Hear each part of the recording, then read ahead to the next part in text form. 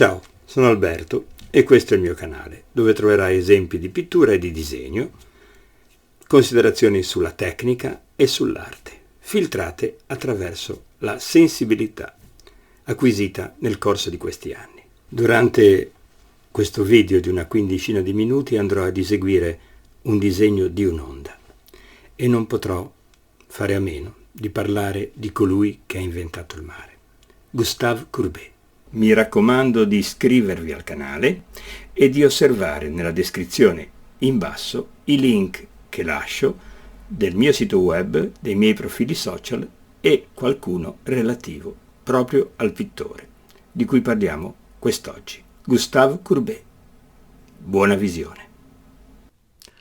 L'ultima volta che siamo stati al mare, mi è capitato di fare diversi disegni, diversi schizzi, diversi studi sulle onde, perché c'era un mare non particolarmente mosso, ma neanche calmo. Quindi un mare che mi lasciava il tempo di studiarlo e di analizzare bene questo movimento, questo forzato galoppo dell'onda verso la terra, quando proprio cerca di avanzare e in qualche modo, tra virgolette, ruggisce, proprio si ha quella sensazione, almeno io ho quella sensazione, per poi lasciarsi andare completamente sulla riva. Ecco, quel momento lì mi piaceva coglierlo ed è il disegno che presento oggi qui. E tutte le volte che io ragiono sul mare o penso al mare, non può che venirmi in mente Gustave Courbet. È un pittore che io ritengo straordinario, e non tanto per i temi sociali che ha affrontato, ma per quanto riguarda proprio il suo tipo di pittura, e soprattutto nella pittura di paesaggio. Ma mi piacerebbe cominciare a parlare di lui usando le sue parole di uno scritto abbastanza breve, in cui secondo me c'è dentro tutta la sua poetica e anche la sua tecnica. E quando dice: l'arte o il talento, secondo me, non dovrebbero essere per un artista che il mezzo di applicare le sue facoltà personali alle idee e alle cose dell'epoca in cui vive. In particolare, l'arte della pittura può consistere soltanto nella rappresentazione delle cose che l'artista può vedere e toccare. Ogni epoca può essere rappresentata solo dai propri artisti, voglio dire, dagli artisti che in questa epoca sono vissuti. Ritengo gli artisti di un'epoca assolutamente incompetenti a rappresentare le cose di un secolo passato o futuro, e cioè a dipingere il passato e l'avvenire. È in questo senso che io nego la pittura di avvenimenti storici applicata al passato. La pittura storica è essenzialmente contemporanea. Ogni epoca deve avere i suoi artisti che la esprimono e la rappresentano per i posteri. Un'epoca che non ha saputo esprimersi per mezzo dei tuoi artisti non ha il diritto di essere espressa dagli artisti che vengono dopo. Sarebbe falsificare la storia. Ecco, mi colpisce un passo di questo scritto, quando dice: l'arte della pittura può consistere soltanto nella rappresentazione delle cose che l'artista può vedere e toccare. Ecco, è più o meno la stessa sensazione che io ho avuto quando ho fatto quella cartolina estiva, di cui magari metto il link qui sopra, dove parlavo di immersione nella natura, ma nel senso proprio di comprensione della natura, che per comprenderla bisogna morderla. E mi colpisce questa attività parallela che lui ha di pittore sociale, quindi legato a certo tipo di temi, e il pittore di paesaggio e soprattutto delle 35 tele che lui ha dipinto davanti al mare di Normandia, all'Oceano Atlantico. In quel luogo Etretat, che è affacciato sull'Atlantico ma ha un piede anche dentro la Manica che si sta allargando. Il mare lo vide per la prima volta nel 1841 e lo descrisse come una tigre che tirava fuori gli artigli. Poi nel 1859 ritorna e poi nel 1865, dove si stabilisce a Etretat fino al 1869.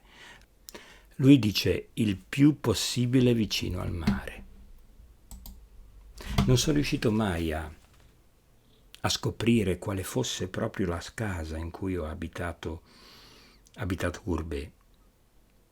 E quando ci trovammo a Rouen, decidemmo di andare a Etretat.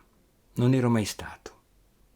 Il giorno della partenza era un giorno praticamente di novembre. Era agosto, però pioveva, c'era vento, però andammo lo stesso. Mi ricordo che arrivato nel paese e davanti al lungomare scesi dalla macchina, dall'automobile con l'ombrello che non riuscivo a tenere aperto dal vento. Il vento mi sferzava la faccia e l'acqua era praticamente orizzontale al terreno, da tanto il vento era forte. Però sono andato sul lungomare e mi sono voltato verso la Falesia, naturalmente, e ho cercato di capire, guardando il mare, quali potessero essere stati gli stimoli che lo avessero condotto a quella ricostruzione meravigliosa che ci ha lasciato nelle sue 35 tele. Dal 1865 al 1869 lui era lì e c'è una testimonianza di Guy de Maupassant, che era poco più che ventenne e che assistette alla nascita di un dipinto famosissimo che è l'Onda. E lui nel suo scritto narra così: in un'enorme stanza disadorna un omone grasso e sudicio applicava con un coltello da cucina placche di colore bianco su una grande tela vuota. Ogni tanto appoggiava il viso alla finestra per ammirare la tempesta. Il mare era talmente vicino che si aveva come l'impressione che esso si infrangesse sulla casa avvolta dalla schiuma e dal frastuono. L'acqua salata colpiva i vetri come grandine e colava lungo i muri. Sopra il camino una bottiglia di sidro e a fianco un bicchiere metà pieno. Di tanto in tanto Courbet ne beveva qualche sorso, dopodiché si rimetteva al lavoro. Fu così che nacque l'Onda, un'opera che fece scalpore nel mondo. Mi interessa un passaggio quando dice più che l'uso del coltello da cucina come spatola, quando dice placche di colore bianco, probabilmente bianco di piombo, su una grande tela vuota. Quindi immagino che la tela fosse preparata con un fondo abbastanza scuro, se non altro neutro, e la voglia di stendere quel bianco, quella materia, per costruire innanzitutto il chiaro dell'Onda sia interessante, perché poi lui ci ritorna, fa gli scuri con la stessa forza e poi ritorna sopra l'Onda, sopra quel bianco, aggiungendo ancora materia su materia. Quando si dipinge in questo modo si ha la possibilità di avere molti più dipinti a cui dedicarsi. Probabilmente lui faceva così. Finiva un dipinto oppure lo lasciava e poi prendeva un altro e lo continuava, per poi riprendere quell'altro quando il colore era un pochino più asciutto. Questo gli permetteva di sovrapporre molti strati di colore. Era, ricordiamolo, il 1869.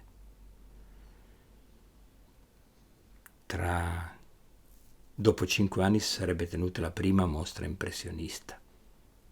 Ma a lui non interessava l'impressione, interessava la costruzione, interessava l'invenzione di qualcosa che non c'era mai stata prima. Courbet aveva in quei giorni inventato il mare. E non lo dico perché prima il mare non esistesse.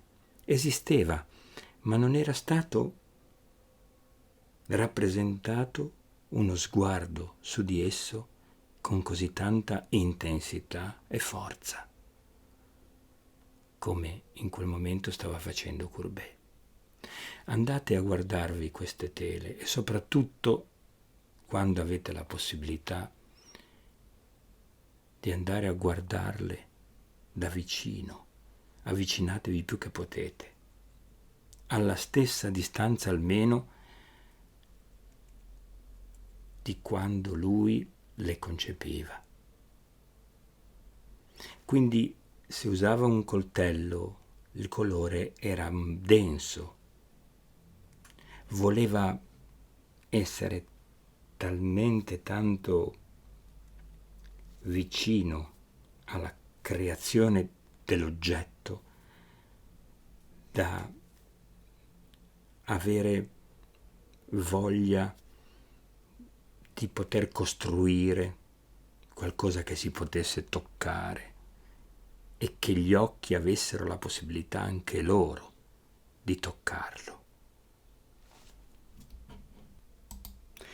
In uno scritto affermava: la pittura è un'arte essenzialmente concreta e può consistere solo nella rappresentazione delle cose reali ed esistenti. Un oggetto astratto non visibile non rientra nel dominio della pittura. L'immaginazione nell'arte consiste nel saper trovare l'espressione più completa di una cosa esistente, ma mai nel supporre o creare questa stessa cosa. Il bello è nella natura e si incontra nella realtà sotto le forme più diverse. Non appena lo si trova, esso appartiene all'arte, o piuttosto all'artista che sa vedervelo il bello, come la verità è una cosa relativa al tempo in cui si vive e dall'individuo atto a concepirlo. L'espressione del bello è in proporzione diretta alla potenza di percezione acquisita dall'artista. Non possono esserci scuole, ci sono solo pittori. Lui aveva capito in quel momento che si ridefiniva tutto, il concetto dell'arte e il concetto del bello, e quindi tentava di dare una spiegazione a quello che i suoi occhi stavano ricostruendo. Conoscere per essere capaci, affermava. E poi, quando sarò morto, si dica di me, non apparteneva a nessuna scuola, a nessuna chiesa, a nessuna istituzione, a nessuna accademia, men che meno a qualsiasi regime, eccetto il regime della libertà. Questo piccolo video per ricordare uno dei più grandi pittori dell'Ottocento e soprattutto ricordo ancora, uno dei più grandi inventori della natura. Courbet, l'ho detto molte volte, ha inventato il mare. E quando vi trovate davanti a un'onda e avete la possibilità poi di guardare le sue onde, di guardare il suo mare, vi renderete conto anche voi che, ritornandolo a guardare, lo guarderete con un occhio, con uno sguardo assolutamente diverso. Vi ringrazio per questa visione e vi do appuntamento a martedì prossimo. A presto.